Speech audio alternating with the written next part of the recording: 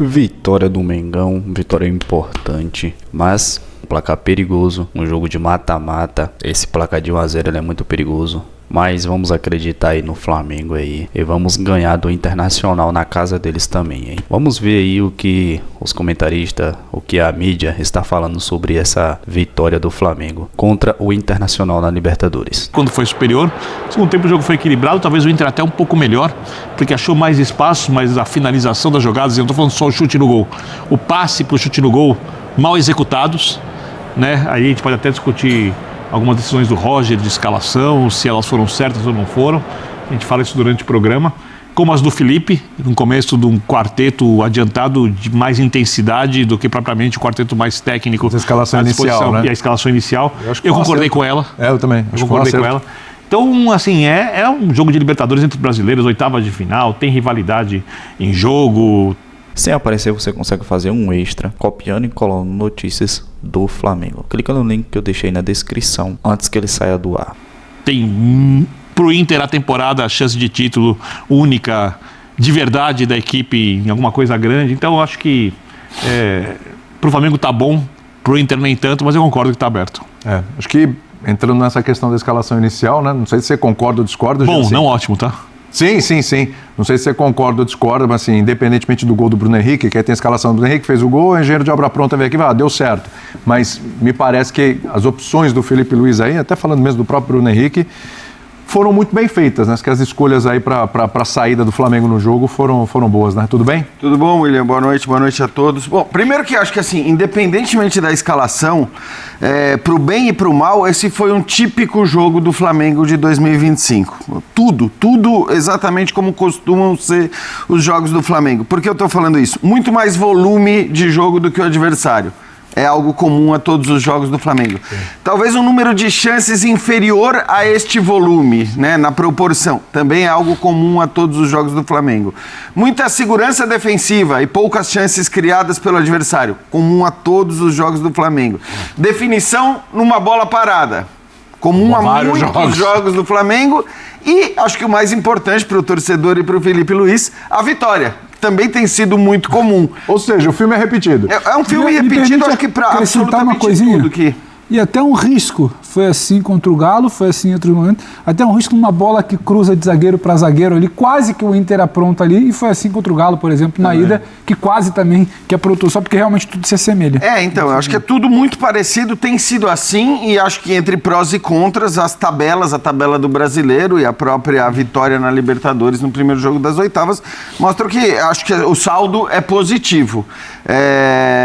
Contra o Internacional, que obviamente sabendo dessa qualidade, jogou do jeito que jogou no primeiro tempo, né? Claramente tentando diminuir ao máximo possível as chances que o Flamengo ia conseguir criar, e tô com o Zupac. Eu acho que, apesar do Flamengo ter dominado completamente a primeira etapa, não é que criou um caminhão de oportunidades para fazer 2 ou 3. Então acho que a vitória do Flamengo é justa, a margem também é justa.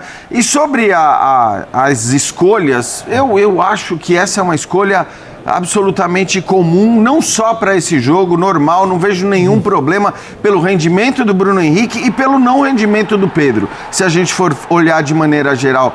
Houve toda a polêmica, houve toda a discussão, obviamente pela grandeza do Pedro, pela importância e pela qualidade dele, toda vez que ele estiver de fora vai ter essa discussão, né, sobre se ele deveria ou não começar jogando. Agora, isso vai poder acontecer sempre nos jogos do Flamengo.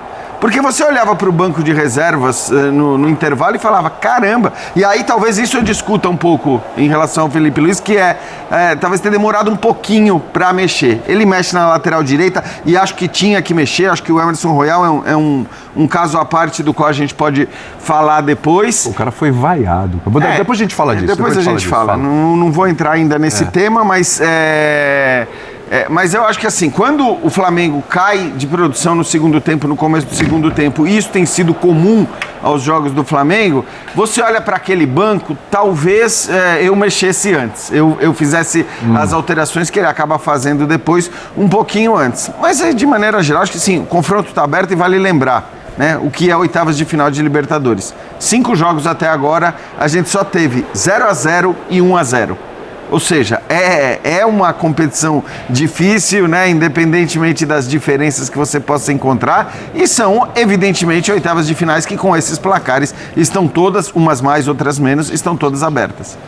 E até isso, desculpa, Vitor, até isso de demorar a mexer não é algo de hoje, é algo também recorrente nesse Flamengo do Felipe Luiz. Eu acho que você olhando as opções que ele tinha no banco, tá pegando o gancho no que você fala, por exemplo, Carrascal, chegou há pouco tempo. Não tinha entrado ainda. Você pega o comportamento dele pré-carreira do Flamengo e você não tem certeza que ele vai manter essa intensidade de marcação alta esse jogo como esse. E é óbvio que o Flamengo hoje sentiu um pouco a falta da Arrascaeta, que geralmente não entrega isso, mas compensa com outras questões, principalmente na construção por dentro. O Felipe troca, usando os 3 jogadores de velocidade de pressão, mais outro que pressiona na frente, o Bruno, mais adiantado, por muita pressão alta, né? E enquanto o Flamengo conseguiu fazer isso bem feito, o Flamengo tornou o jogo de uma equipe só. Só o Flamengo jogava com a bola, o Inter se defendia bem, sim, mas o Inter se defendia. E o que me chama a atenção nesse Flamengo, até agora, do Felipe Luiz, é que eu adorava o futebol do Felipe Luiz. Sim. Inclusive defendi que ele não devia ter saído da seleção quando o Marcelo voltou, na Copa de 18, etc. Eu adorava. Achava ele menos técnico, porém mais consistente que o Marcelo.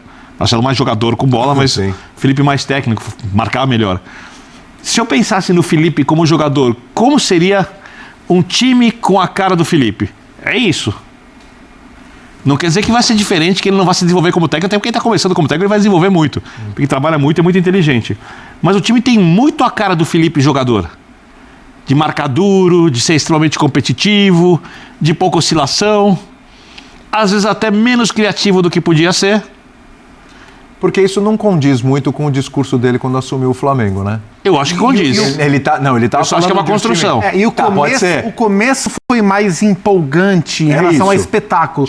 Tinha mais a ver com o discurso dele. Mas tanto que no começo... Mas o time era inconsistente quando a gente viu na primeira fase da Libertadores.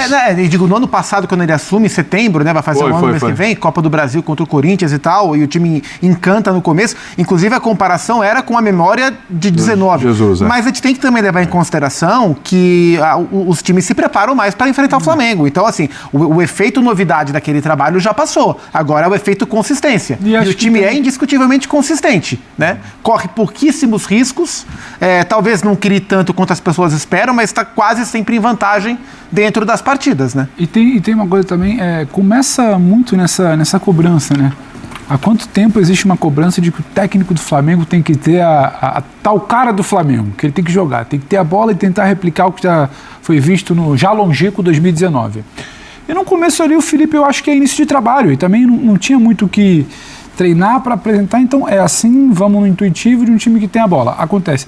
Hoje, a ideia já é outra. Não é que hoje o time buscou ter a bola para criar, e aí ele está tendo um pouco mais de dificuldade, não está replicando o que falou. Para mim, a escalação do Bruno, inclusive, ela passa por ter 4 jogadores, é Samuelino, é Bruno, é Plata e é Luiz Araújo.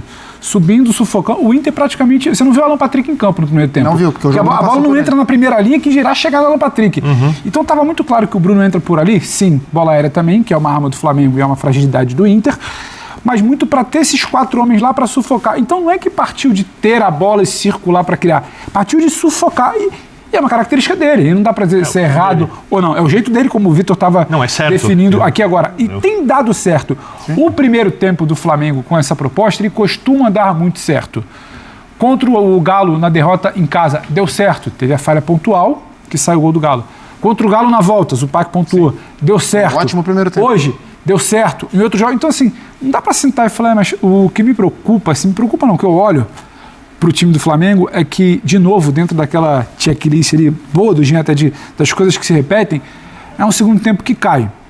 Cai porque as opções do banco ainda não estão prontas, como o Carrascal, cai por uma questão física do ritmo que se tentou imprimir no primeiro tempo, cai porque o adversário também começou a notar e o Inter também se lança um pouco mais, parece que respeita muito no primeiro momento essa pressão. Isso eu acho que dá para discutir. Agora, é o jeito do Felipe e é um jeito que você pode gostar ou não, mas o que o Jean falou. E no final das contas, é a vitória também. Você vai ter o tropeço contra o Galo por um erro pontual, que hoje também teve uma bola de segundo tempo, eu repito, correu ali um risco que eu acho que não precisava no momento de mais volume do Inter, Mas você tem uma cara. O Flamengo, a gente sabe como é que ele vai entrar em campo hoje para tentar se impor. E aí, mas eu queria que jogasse mais com bola, fosse mais... O Arrascaeta não estava em campo, você tinha quase que um buraco aí, que talvez a solução fosse meio pressionar para ter a bola. Não ter a bola para tentar criar de um setor de criação, talvez... O Calçade está com a gente, João. E partindo do princípio que quase todos os times no Maracanã vão jogar contra o Flamengo com a linha mais baixa, você tem que incomodar a saída desse time. E a melhor maneira é você deixando o Pedro no banco, em alguns momentos o próprio Arrascaeta, o Felipe deixando no banco também para ter um início mais pressionante e colocar os jogadores mais intensos que ele tem, que é o que ele fez hoje. Vamos acionar o Paulo Calçade chegando com a gente nesse linha de passe. Calçade, tudo bem aí com você, meu querido? Acompanhou o jogo em loco, a nossa transmissão aí na ESPN, no Disney Plus. O que você achou da atuação do Flamengo, hein? Satisfatória, saiu com a vitória, ok? Ou foi uma boa atuação do Flamengo? A atuação que ela é registrada pelo placar. Ele ganhou o jogo. Porque se não ter o gol da bola parada, a gente estaria falando de um 0-0. Até o Data ESPN mostrou isso antes do jogo, né? Qual era uma possibilidade de vitória, que era a bola parada, que é muito boa, e o Flamengo conseguiu se organizar e fazer 1-0. Então ele sai com um resultado que impõe ao Internacional uma postura diferente em Porto Alegre. Então o Flamengo vai ter mais contra-ataques, vai ter uma situação um pouquinho diferente. Isso não quer dizer que vai morar no contra-ataque, ficar tomando pressão do Inter. Eu costumo dizer que mata-mata você tem mais emoção do que um jogo bem jogado. Esse daqui teve outra característica, não teve nem emoção e nem o jogo bem jogado, das duas partes. Inter pode jogar melhor e o Flamengo também. Eu vejo o Flamengo numa condição de levar o time até as quartas de final da Libertadores da América na terceira semana de setembro. Na terceira semana de setembro, dá mais de um mês em relação ao dia de hoje, ele terá o Samuel Lino diferente, o Carrascal um pouco mais adaptado, o Saúl Ñíguez, ele poderá ter alguns jogadores recuperados. A gente não pode esquecer que este Flamengo que entrou em campo hoje não tinha o meio de campo que durante boa parte foi visto e tido, e era mesmo, o ideal da equipe, que era Pulgar, De La Cruz e Arrascaeta. Esses caras não estavam, então é um Flamengo diferente, que eu não acredito que esteja ao gosto do Felipe Luiz, mesmo ele tendo sido um grande aluno de Diego Simeone. Não dá para jogar com essas referências do Flamengo, e ele tem jogadores para mais. O Flamengo mais posicional, organizado, sim, em termos posicionais mesmo, surgiu no finalzinho do jogo, quando você tinha Luiz Araújo, Carrascal e Cebolinha e o Pedro à frente. O que ele tentou fazer durante o jogo é usar os jogadores que estão mais adaptados, não trazer novidades para um jogo logo no início. O Carrascal de início não dá, nem o Saúl Ñíguez. Então ele foi com o Luiz Araújo, que está acostumado a realizar até uma função por dentro, embora tivesse mais pelo lado, Samuel Lino no lado esquerdo, Plata e Bruno Henrique por dentro. Só que aí o meio de campo fica o meio de campo mais esvaziado. Aí precisa do Jorginho, e quando o Alan conseguia fazer a saída organizada lá de trás, laterais se projetavam e os atacantes circulavam por dentro. Ali o Flamengo conseguiu até algumas boas jogadas. E o Inter esperando demais, porque quando você tem o Tabata, Alan Patrick, o Richard e o Wesley, não dá para ter esses jogadores apenas como marcadores. É importante que eles se dediquem, mas com a posse de bola o Inter tinha que jogar, e só buscou isso no segundo tempo. Em Porto Alegre vai ter que ser muito diferente, é pressão de torcida, o Inter vai para dentro da área, finalzinho do jogo também talvez mostre um pouquinho do que vai ser o Inter no jogo da próxima semana. O Flamengo ainda não levou, o resultado é bom, porque é uma vitória, mas é um resultado que dá ao Internacional uma boa conversa durante a semana, uma conversa de confiança, porque pode fazer 1-0, pode decidir depois nos pênaltis. Vai ser um jogo, aí sim vai ter emoção. No jogo da volta eu garanto para vocês que ele vai ser emocionante. Vamos ouvir o